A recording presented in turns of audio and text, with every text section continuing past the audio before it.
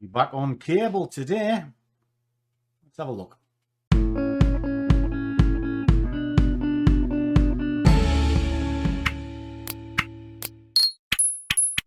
a warm welcome to one and all. And for those of you who haven't seen me before, my name is Langers. I am the overgrown child that is the Scruffy trader. What I'm trying to do is kind of inspire you with your own trading, maybe show you a trick or two along the way. So if that sounds good, please click the like button and the little subscribe, because it genuinely helps. And if you are subscribed, smash the bell icon. So what am I looking at? Today is a trade day. Tuesday, Wednesday, Thursday are the main days that I trade. And the markets are a bit, let's just say they're not very exciting today. But the usual suspects are always there. Your DAX, your FTSE, cable, euro, dollar, all of that. And as a trader, one of the things that you need to be very aware of is boredom. And that came up in sort of the Discord group this morning.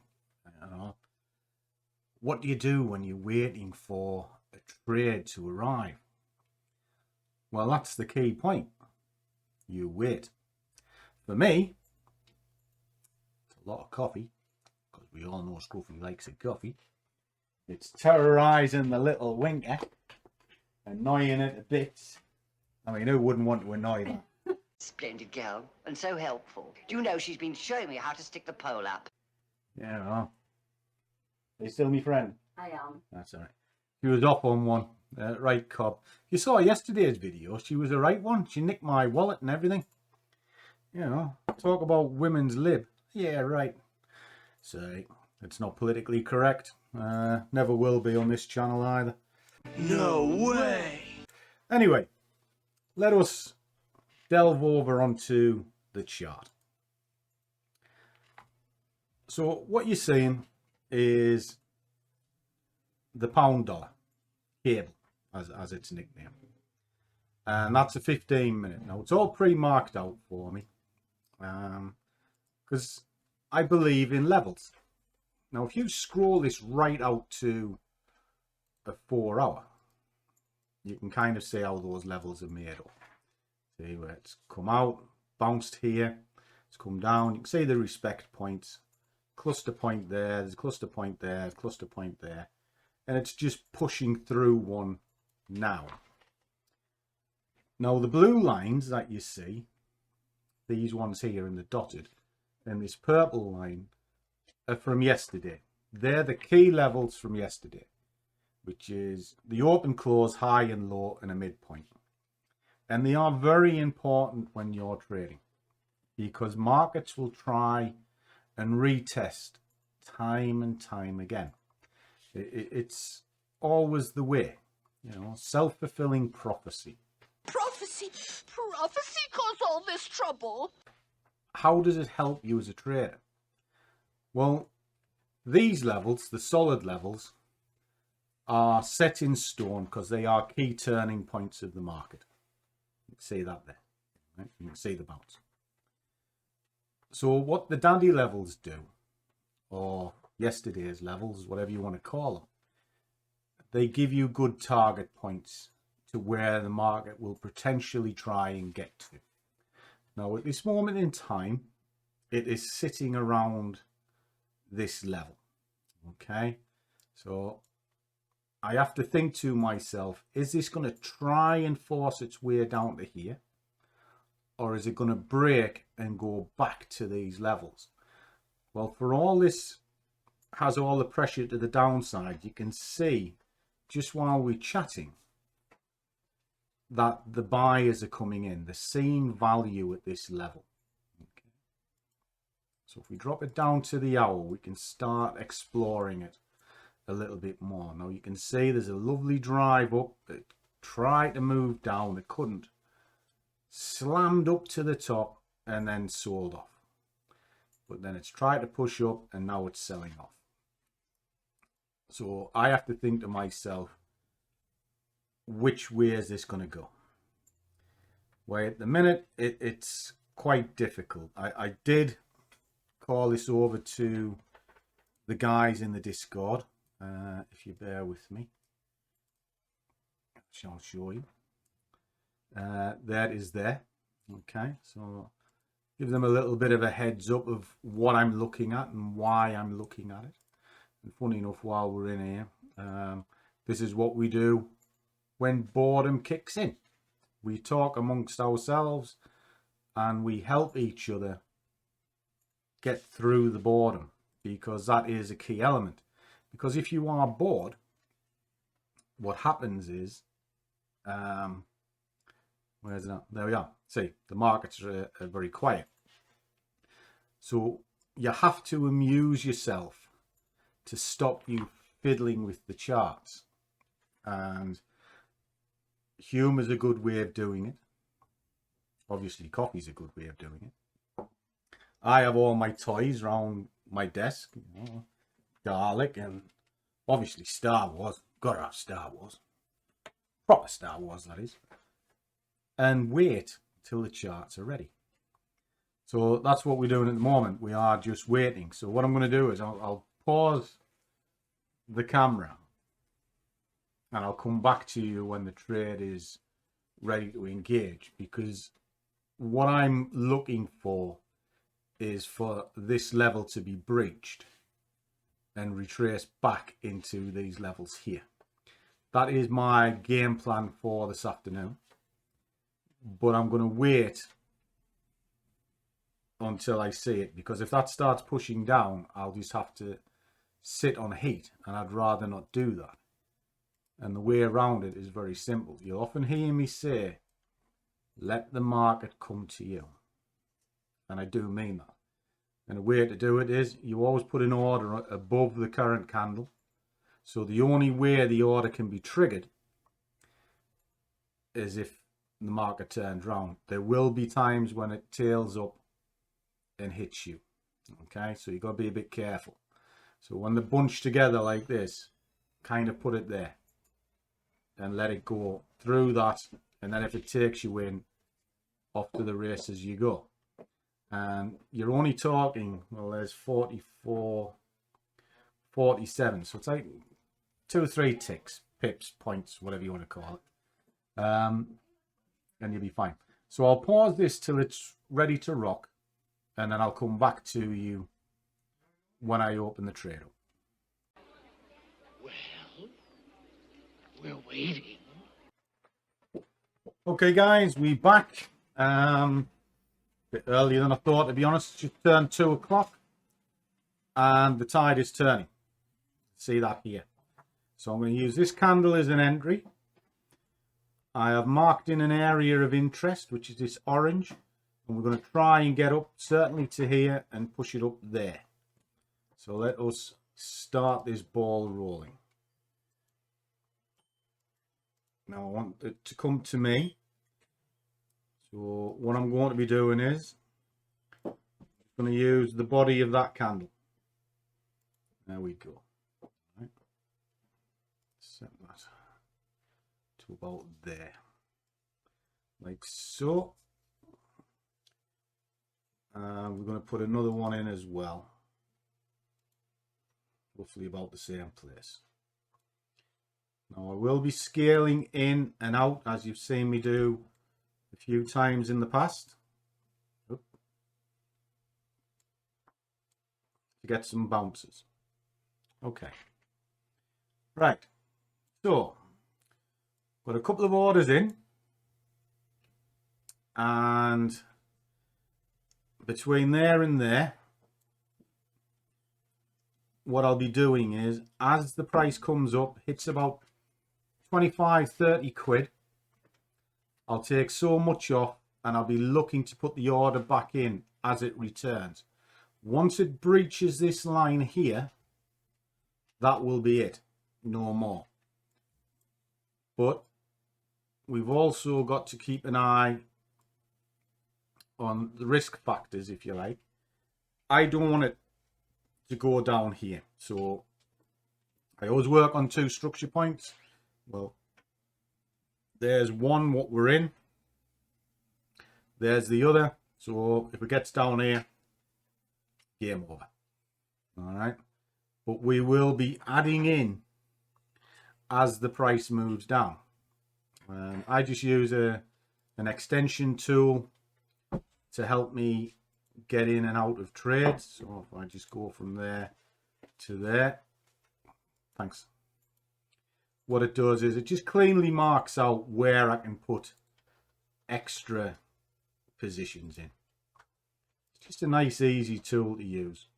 So what I'll do is I'll just put some dotted lines in, just so I can see whereabouts I can add into the trade if I need to. Just like so. And what I'm prepared to do is, if this goes against me, I'll add it in here, here, here, and here. If it goes through and hits that, I was wrong. All right. And that's it. It's mapped out, because the risk to reward for that all the way up to there is massive. And what's happening is, even if I just chicken out and get it into this level, which is what often happens, you just sort of think, it's late in the afternoon, we'll just get it back into here. We're still getting paid. And that's the idea of all of these little levels and zoning things out. And it does work. And I show it time and time again. And it's where I think trading becomes an art form, because it's not just X marks the spot, as many of the, well, let's be honest, I've seen the adverts on the front of my videos. Oh, make it stop. And they'll have you believe that your indicator says this, that one says that, where they cross, get in, and that's it.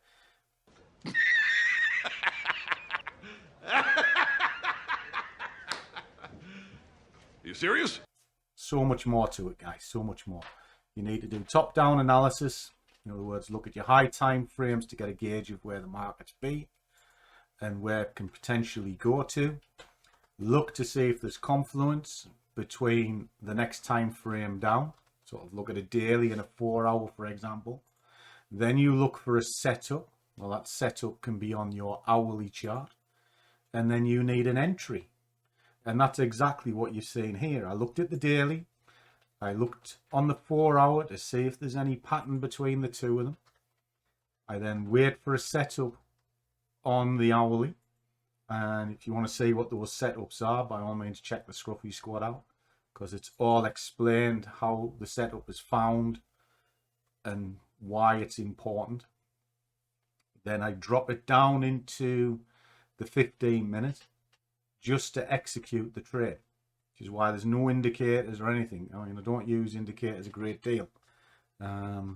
Levels, candles, basic stuff. You know, keep an eye on Bollinger Bands, keep an eye on RSI, stochastic if that's what you like, CCI. There's loads of basic indicators you can use, and their sole job is to indicate, as in their name, because every one of them is lagging to a degree. They can't predict the future, but what they can do is guide you into making an informed choice. So what I'll do is, now you kind of explain what I'm going to do. I'm going to bounce that up and down there, see if I can carve money off, constantly put the money back in with an aim to get up to here. Kind of want the whole process to be finished tea time-ish. And I've waited since 8 o'clock this morning for this. And it's now 2:10. So that's why I was talking about boredom a little bit earlier. That just because you're in front of the screen doesn't mean to say you have to take a trade. A lot of the time it's just homework. Remark your charts, back test, look at markets you've never looked at before to see if there's any opportunities that you think you might be able to uncover. There's lots of things you can do while being in front of the screen. Pressing the button is the easy bit. So I'm going to enjoy the coffee. I'll speed it up a bit and then I'll come back to you at the end and we'll have a look at the results.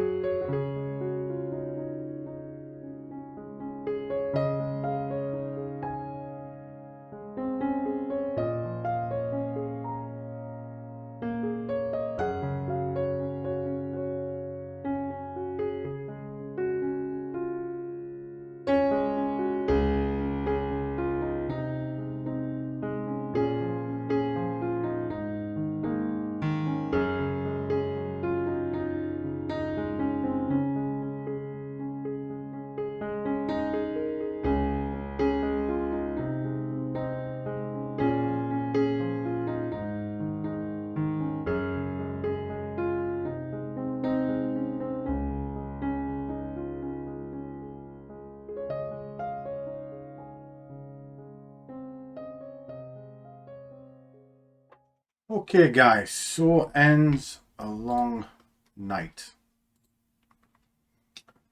What I've just done is killed the trades. Reason being, it's in a chop and it's pushing and it's struggling, and I've been in it most of the day. It could push further up, but it is now knocking on for 9:15 at night and I don't really want to sit on this through the night.